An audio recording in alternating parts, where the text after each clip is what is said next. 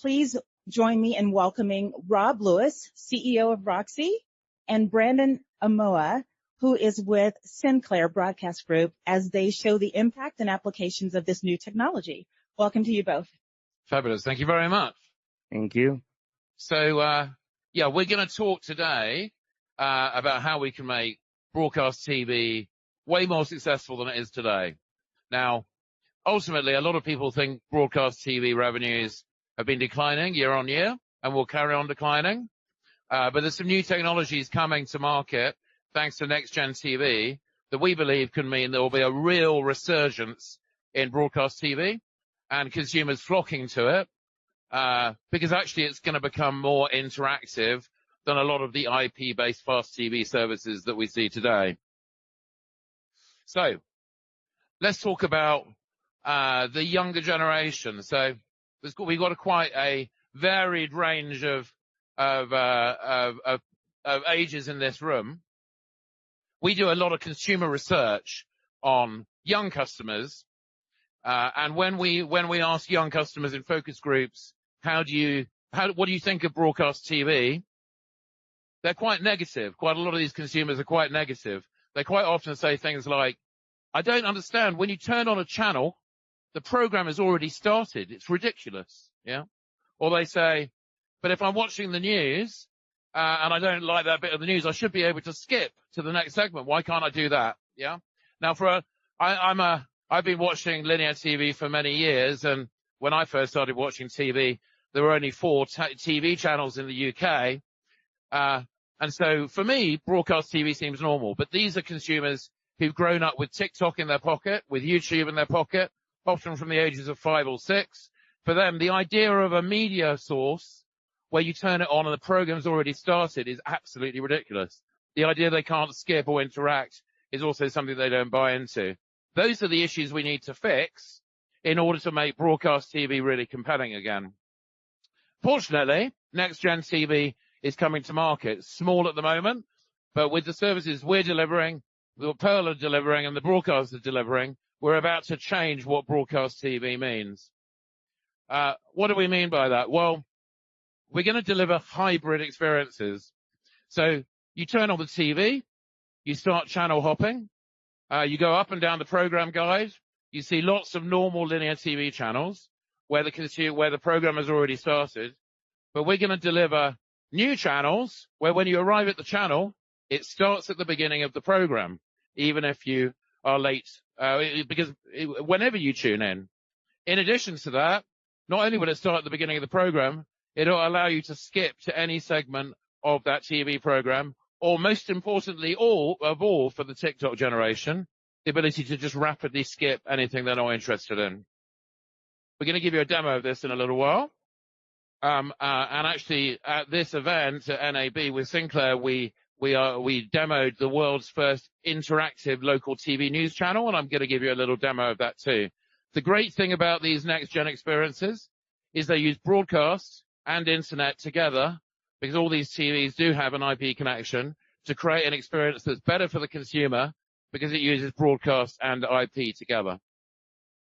So the first service we're going to deliver with Sinclair and the Pearl members nationwide in the US is the world's first interactive TV music channel. What does this mean? It means, imagine old style MTV. When you tuned in, it started in a music video. If you didn't like the next music video, you couldn't skip. If you wanted to change genre, you couldn't do that. If you wanted to create an artist channel, you couldn't do that. You just tuned in, either carry on watching or give up. The Roxy, the world's first interactive music channel, will allow consumers to, when they tune into the channel, it'll start at the beginning of the program. When they want to skip a track, they can just press skip on the remote. It'll go to the next music video. If they want to change genre to jazz or classical, they can do that instantly just by using the remote and the D-pad. That ability to give consumers the experience on broadcast TV that they've become acclimatized to on their mobile is what really is going to turn broadcast TV into something that can succeed with the younger population. Ultimately, we're delivering all the interactive features that a consumer would normally get from a TV app. It starts at the beginning. You can skip, you can pause, you can jump to content. It can be personalized with the instant accessibility of it just working when the TV's turned on, without the need to download an app, without the need for a content owner to build an app. It just turn it on, it starts working. And most importantly of all, for the content owner, this is leveraging connected TV advertising that has a very high yield, and it's additive to the revenue the linear channels deliver. So I'm going to give you a demo in a moment, but this is what we announced. Oh, I went the wrong way. So I should just say briefly before I do the demo that we're delighted to be working with Pearl, with Sinclair, with Scripps, and the other Pearl members to deliver these services nationwide.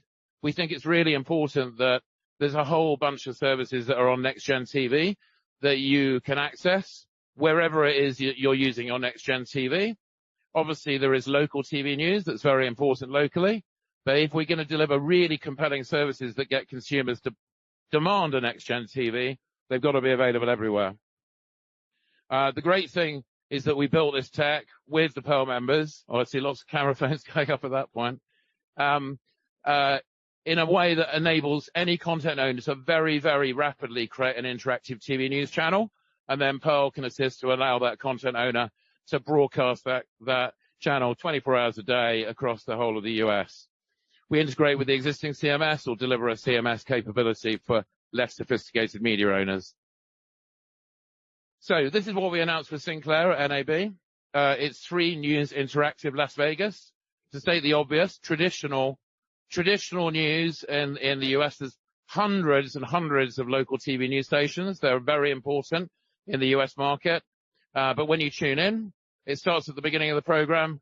And if you want to watch something that's at the end of the program, you've got to watch the whole program. There's no skipping. There's no interactivity. It's just tune in, and it's a linear stream, aka fast TV. So what I'm going to show you now, it's just on a phone. It's not particularly well produced, but it's a recording of me turning on a TV on a traditional linear channel. Never fall behind. Never surprises us, really. But also means 100. Recorded. Hopefully. What I'm going to do in a moment is press up but yes, the channel hop to the next channel. So I'm now channel hopping to this hybrid channel that's part delivered over the over the ATSC 3.0. Part over IP. And what you'll notice. Good afternoon to you, and thank you it so much. It starts at the beginning of the program, as you'd expect, even though I could have tuned it at any time. But unlike a normal local TV news channel, I've got play control that allow me to skip to the next item, or to pause, or to jump to a different bit of the local TV news program. For example, I could go to business, lifestyle, weather, any program into the actor, or TikTok, which is what the younger customer wants. I can skip to the right, say, actually, I want the next news channel, and we jump to the next international news channel. On Sunday, Israel announcing it's pulling out troops from southern Gaza, leaving just what we one discovered brigade is in that place. young customers The who are reason for this using drawback TikTok remains suddenly are unclear. interested in watching local TV news. Decision by the IDF. Right, that's the end of that demo. But if anyone wants to see it really live or see the interactive music demos, we have a stand in the Futures area, courtesy of NAB, where we're giving live demos today, also at the ATSC 3.0 stand. Ultimately, what is this all about? It's about delivering really exciting interactive TV channels across news, sports, entertainment, local TV news that are so compelling that when a consumer walks into Best Buy, they go, when I'm buying a TV, it has to be a next-gen TV. We need to get, the target is well over 150 next-gen TVs by 2028. It's currently at 13 million. If we can grow the base rapidly, the revenues of major broadcasters and content owners will accelerate. The broadcast industry will start to see an increasing proportion of ad revenues, and will be able to invest in ever more better content.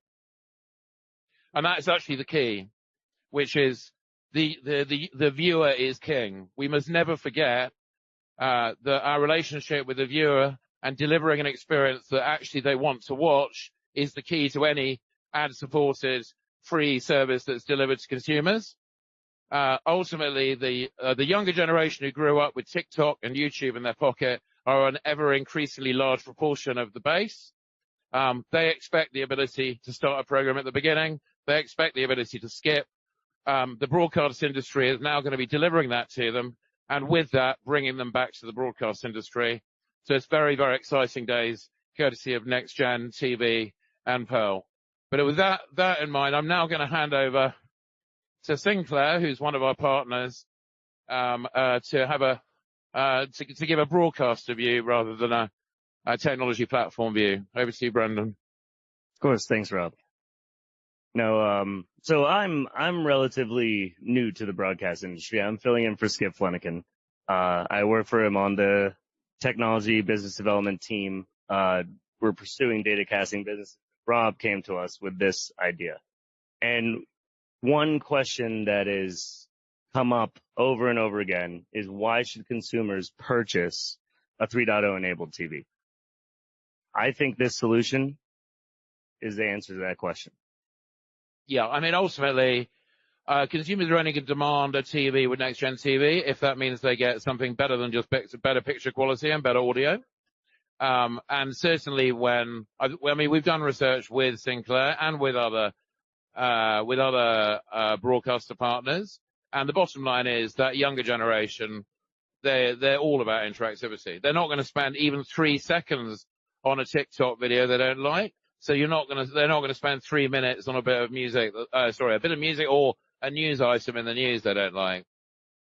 Yeah, and the advent of the TikTok style news, the content, you guys are already having like great conversations around distribution contracts and all that. It's very exciting. The blending of digital and broadcast technology allows for dynamic ad insertion. That's the big part of this, right? The personalized ads, the ability to come in, you go into someone's house and you have Roxy up, right? Yeah. And you see that and you're like, hey, how is that possible? Yeah. So ultimately, traditional broadcast linear TV news channel clearly is broadcast TV. It's broadcast TV advertising and it's broadcast TV. With this solution, because we're delivering the content, as you say, over IP, we have the ability to deliver personalized CTV advertising within each segment. And that suddenly not only means you've got 2 revenue streams to cover the cost of local TV news, but actually you've got access to a highly personalized programmatic advertising revenue base, which allows individual advertisers in a local market to go directly. For example, a local car dealership can go in the news in a very small catchment area, and make themselves aware, and have a very, very effective and efficient form of marketing for a geographic region. Yes, and we want to spur consumer purchases of 3.0 TVs. That's the idea here. Yeah, right. I mean, ultimately, it's the virtuous circle of fantastic interactive TV content channels that consumers love, that lead them to demanding a Next Gen TV when they're in Best Buy, that leads to more users having a Next Gen TV, that leads to higher audiences, leads to higher ad revenues, and suddenly the broadcast TV industry is a perpetual up, and that's what we obviously all want. Yes, and one of the things that we like about Next Gen in general is it opens up. It's a medium for innovators like Roxy to approach us. Broadcasters have been doing the same thing, linear television, for the last 70 years. We haven't come up with a truly new revenue stream. And innovators like Roxy can approach us with an idea like this, and we can work together and go to market with a new solution together. Yeah. Perfect. So, do we have any questions in the audience? Yeah. Oh, actually, we might need do we have a roving mic at all?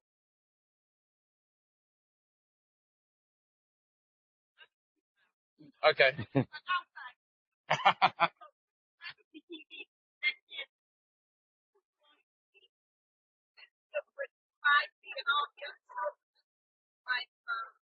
It's complementary.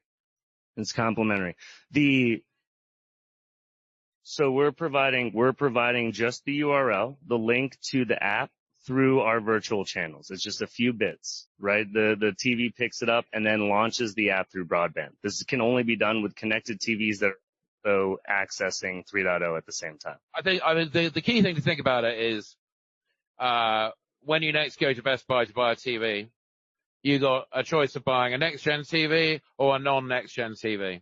If you buy a next-gen TV and you plug it into the aerial at home, and we're assuming you've got internet in the home as well because 98% of TVs have internet, then suddenly you'll have access to this world of broadcast TV channels that are truly interactive, with the ability to skip, with the ability to jump to any other part of the program, which won't be available on non-next-gen TVs. Yeah.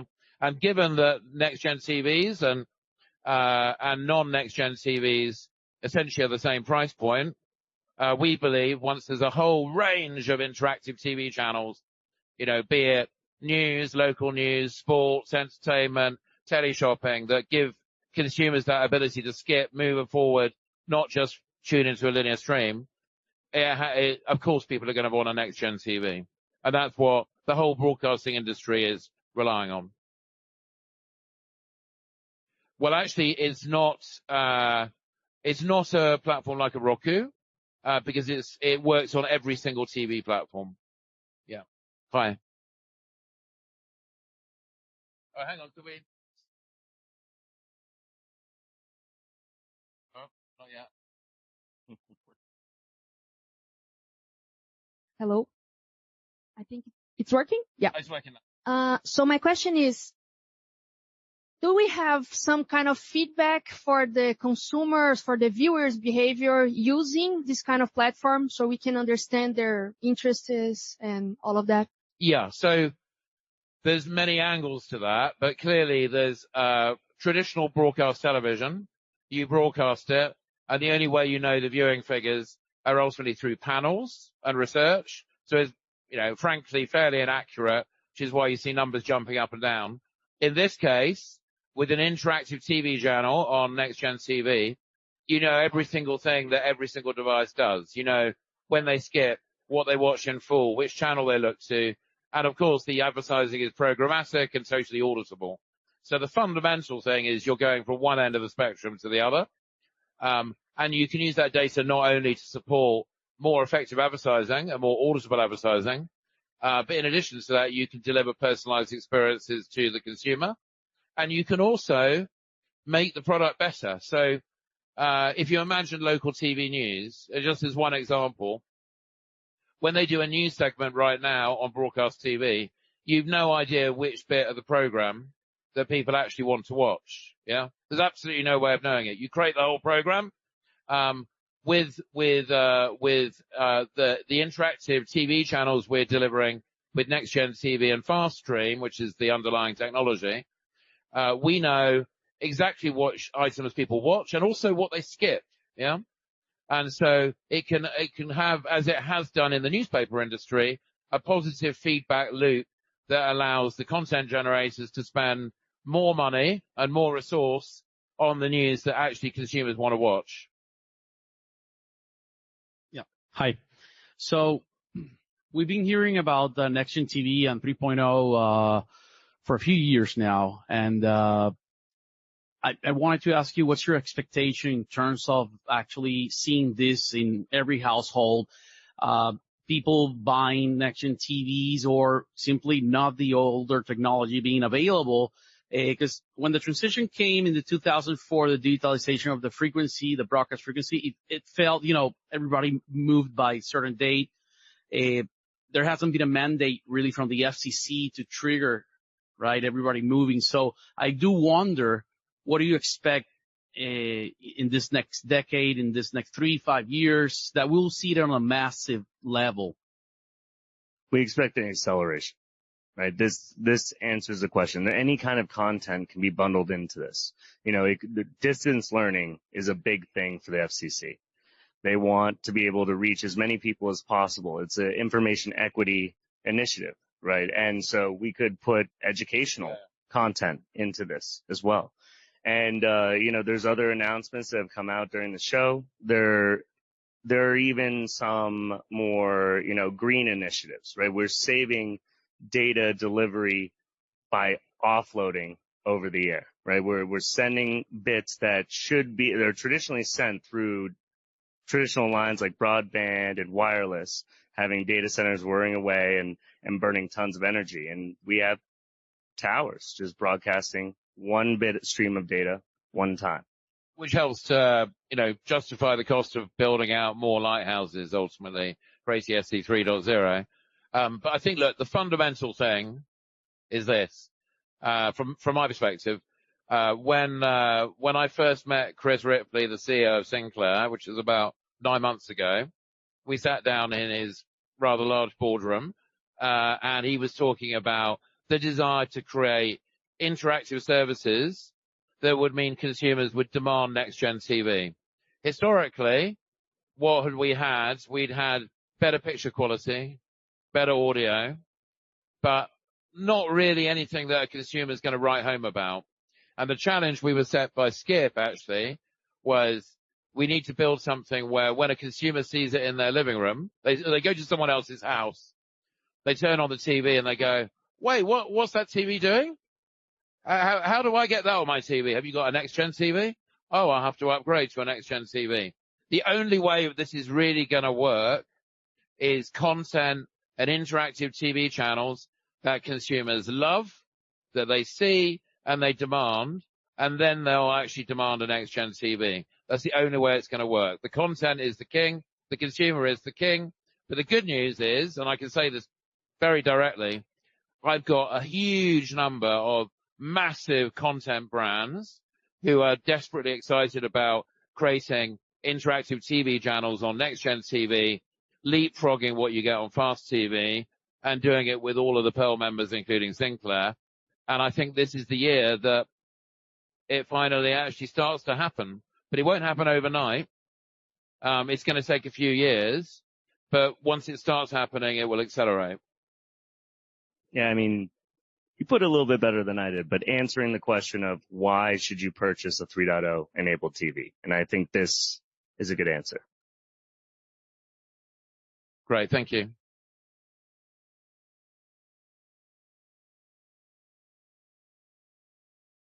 Well, do you mean like PBS stations, for example? Yeah, like broadcasts or like Graham Media or stuff like this. How are they going to get involved with next gen, or is next gen going to bring all? So look, so Graham is a small, so they are a Pearl member. Yeah. Yes, we are. And ultimately, as a Pearl member, they have been invited to join in the Fast Stream initiative for creating interactive TV channels. Some of the channels that Fast Stream will deliver will be nationwide, and there'll be the channels that consumers will come to expect on every next-gen TV, wherever they buy it. And some will be a local TV news channel from a Graham that's only in that relevant market, yeah? But the great thing about this tech is that you're using the content that's already been developed. You're integrating into this content management suite. And so ultimately it allows a broadcaster to have two channels, one for the, let's say, older generation, one for the younger generation who expect the interactivity for the price of one. And actually between these four walls, there's actually no walls, are there? But one of the reasons the broadcasters are so excited is essentially it's almost zero extra cost, but a massive additional revenue stream from CTV that's effectively straight to the bottom line. It's additive, not only additive revenue, it's additive EBITDA. Yeah, we're very optimistic about the revenue opportunity here. It's huge. And in terms of capacity, it's marginal. It's almost nothing. Right? And so let me ask a silly question. So if I get a next gen TV, I will still be able to get my rest of my you have everything that you have today. I'll be able to get everything. Everything you have. Okay. And more. Paramount and all of the other things. You have everything that you have today. Netflix and everything. Yes. Okay. Thank you.